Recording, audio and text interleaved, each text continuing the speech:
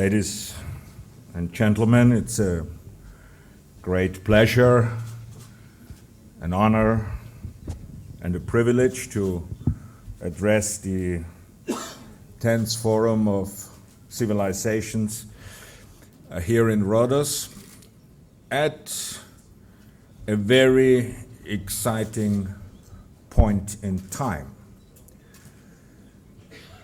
Because in those days where certainties seem to vanish, it's a rewarding exercise to look into some of the lectures of history.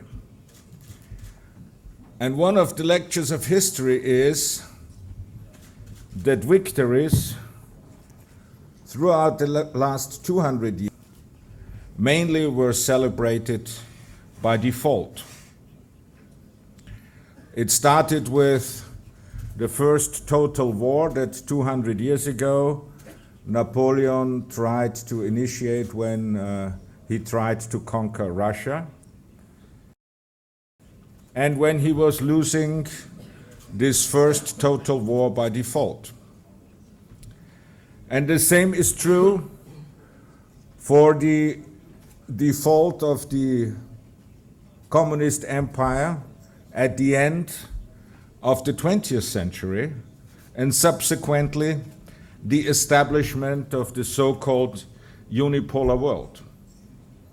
It was not the victory of one against the other, it was victory by default. And this scheme seems to be a very much prevailing scheme if you look all around the world, with several exceptions. One exception is that whatever you think is more or less important, there seems to be an imminent tendency all around the world to move in the direction of democracy. But with the universalization of democracy, democracy changed its features. You will not find democracy in the way of the Westminster democracy all around the world.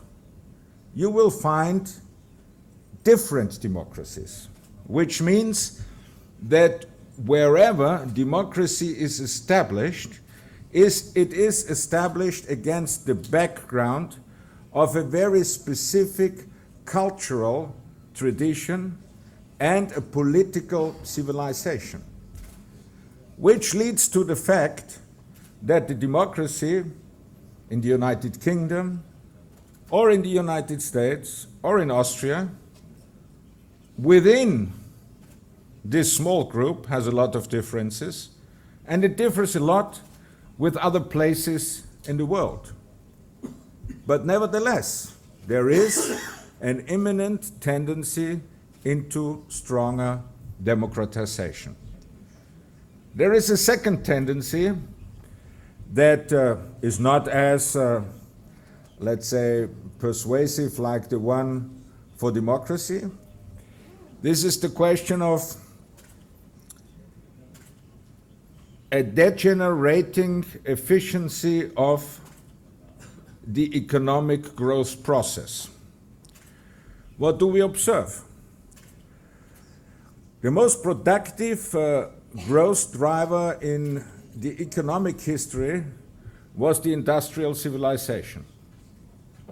It was a revolution that was going far beyond the first revolution, and as we can see now, the industrial revolution has been much more productive than the information revolution. Why do I say much more productive? If you are measuring which effects the information revolution had on global growth and which effects the industrial revolution had on global growth, one has to understand that there has been no repetition of the industrial revolution so far. And the main growth driver that we are observing in the world of today is not technological innovation. The main growth driver is population growth, which means more and more people populating the world leads to economic growth. And therefore, some of the recent studies put the question, if the world population doesn't grow, is this also at the same time the end of economic growth, as the most recent technological revolutions did not lead to the same effects than the Industrial Revolution? And I think this is a very important question. And I want to offer an humble remark where additional growth as a basis for the world economy could come from. In my understanding, the most important element to contribute would be to reduce the enormous levels of injustice and inequality around the world. Because inequality is not only a disgrace. To eliminate inequality is not only a moral imperative. In my understanding, it is an economic necessity if the world wants to embark on a growth strategy in the future. Because the enormous levels of inequality that we are facing are nothing else, in economic terms, than a grave misallocation of economic resources. And as we are talking in times of an economic crisis that is far from over, we cannot pretend that the traditional distributional mechanisms and also the power structures will be able to lead out of the crisis. It's a very simple intellectual exercise. Do you think that all those parameters that led to the crisis at the same time will lead us out of the crisis? Or isn't there the necessity to change if you really want to overcome the mess that we are in nowadays? And what I observe is that there are, of course, interesting moves going on all around the world. There is an increasing protectionism coming up, where some of the governments try to protect their economies by re-erecting new trade barriers. There are tendencies where conflicts of interest tend to move into military confrontations. There are signs that the fight for natural resources is getting a more violent one in some places around the world. But these are all methods from the past. And the fundamental challenge in front of us is not to re-establish an order that has been already overcome. The most important thing, and also the basic understanding of a dialogue of civilizations and a world forum, is to discuss new elements of social, economic, and political experiment all around the world. Because this is the fascinating element, that in the exchange of civilization and political economic reality in given regions and countries around the world, different, innovative answers are developed to the challenges of today's world. Because I'm not an advocate of the, in my understanding, totalitarian attitude that says that we have reached the end of history, which would mean that no further political, social, and economic development would take place beyond that point. So, the end of history is another formulation for the end, because nothing would come beyond that. And as I'm not a representative of this type of thinking, I prefer to think in terms of innovations. And innovations have to come from social, political, and economic experiments, which are answers on basis of trial and error, where societies embark on new, non-traditional answers. And I think if we are talking about globalization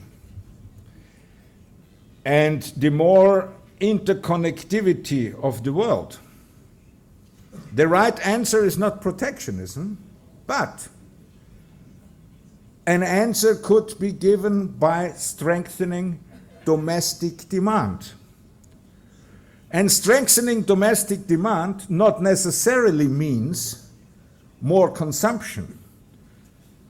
Strengthening domestic demand could mean that we are strengthening the basic infrastructures of our society, be they in transportation, telecommunication, social infrastructures, which are extremely necessary after a period where most of the resources of the world were not moving into the real economy, but where most of the resources were dedicated to speculation of the financial markets, where most of the financial resources were recycled in an enormous international casino and never reached the peoples of the globe and never reached the infrastructures of our societies and of our economies.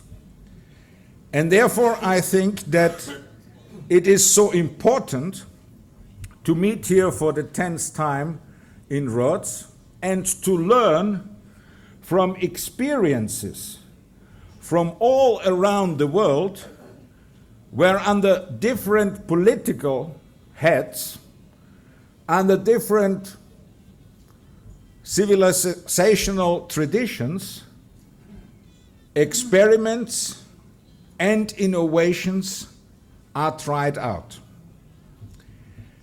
And the most important difference between those that are gathered here and others is that we do not believe in the supremacy of one culture over another, and that we do not believe in confrontations. Quite the contrary.